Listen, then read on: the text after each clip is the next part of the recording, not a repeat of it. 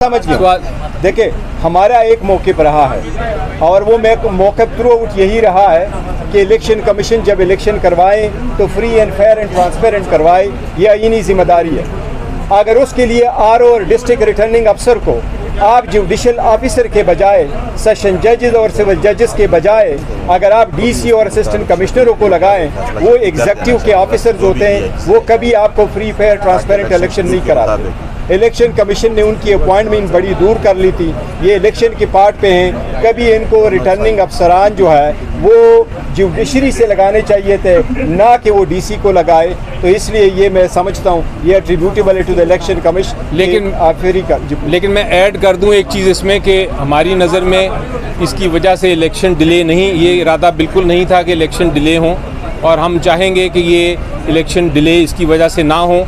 ये एक हमारी दरख्वास्त है जो पिटिशन के फॉर्म में गई है, लेकिन उसकी वजह से ये जो इलेक्शन है शेड्यूल ये जारी कर देना चाहिए इलेक्शन कमीशन को, और इलेक्शन उसके मुताबिक कराने चाहिए, ये डिले का रीज़न ना बने। जवाहर साहब, जो लाहौर हाई कोर्ट वाला जो फैसला है वो दरख्वास्त पीटीआई को उसको ऑन करती है या नहीं, ये थोड़ा सा समझा दें। देखिए, दरख्वास्त वहाँ सबमिट हुई है, दूसरी एप्लीकेशन भी आई, लेकिन हमारा मौके पहले दिन से और हमने इस पर स्टेटमेंट भी दी है कि हमें डिस्ट्रिक्ट रिटर्निंग अफसरान जो डीसीज़ है और रेवेन्यू के ऑफिसर हैं वो हमें कबूल नहीं थे, और हमारी रिक्वेस्ट यही थी, बल्कि ये सारी पार्टियों की यहाँ मुतफ़िका तौर पर जिस वक्त कोर्ट भी बना था हम सब ने एक रिक्वेस्ट की हुई थी कि वो सरकारी बंदे ना हो, सरकार के बंदे क्या कैसे परफॉर्म करेंगे, बल्कि वो आदलिया से लिए जाएँ। सिर्फ चंद ही तो लोग हैं, 266 बंदे आपने लेने थे, 266 जो है आप जुडिशरी से लेते, ये सब का मौके पर। दरख्वास्त कौन करते हैं आप?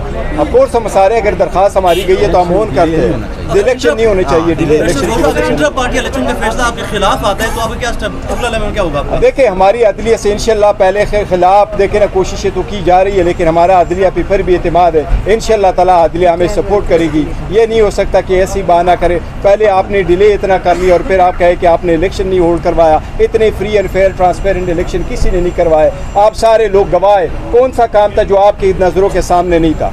क्या शेड्यूल आपके सामने अनाउंस नहीं हुआ था? अली जफर साहब ने अनाउंस नहीं किया था डेट का?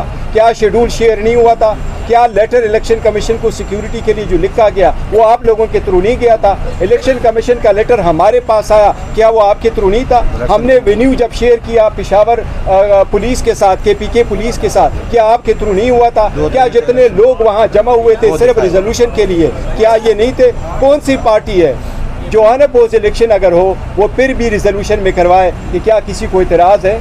हमारे रूल्स में इतना तक लिखा हुआ है कि अगर अनअपोज पैनल भी आ जाए तो वोटिंग वेन्यू पे लोगों से रिजोल्यूशन पास कराया जाए कि क्या आपको इस पर कोई इतराज़ है। मैंने पहले भी जिक्र किया था, खान साहब जब उंगली उठाते हैं अपने वर्करों के ये मेरा पैनल है, कोई अपोजिशन में नहीं आएगा, जो इस बात की दलील है कि हमारी पार्टी मजबूत है और हमारे खिलाफ प्लांटेड लोग लाएगा। आपके साथ बराबरी का सलूक किया जा रहा है, लेवल प्लेइंग फील्ड है आपके लिए? हमारे लिए कोई लेवल प्लेइंग फील्ड नहीं, और हमने कभी उसको जो केयर टेकर सेटअप है, हम समझते हैं कि केयर टेकर सेटअप गुज़श्ता हुकूमत की एक एक्सटेंशन है।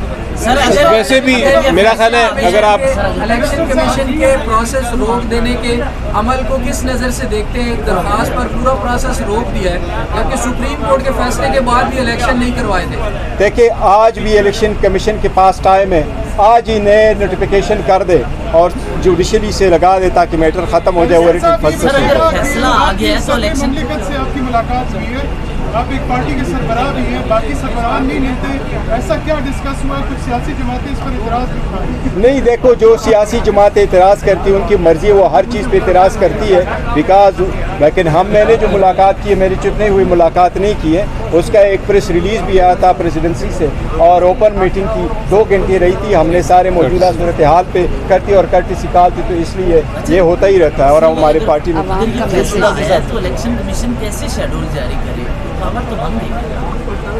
कमीशन को मैं कह रहा हूँ कि कमीशन को आरओ अपॉइंट करने हैं तो डीसी के बजाय इनके पास लिस्टें पड़ी हैं, पुराने भी लिस्टें पड़ी है, जुडिशरी से आज ये अपॉइंट करे। अगर इनका दिल है कि इलेक्शन डिले ना हो तो ये कर सकते हैं, अगर कोई बहाना ढूंढना है तो वो एक अलग बात है।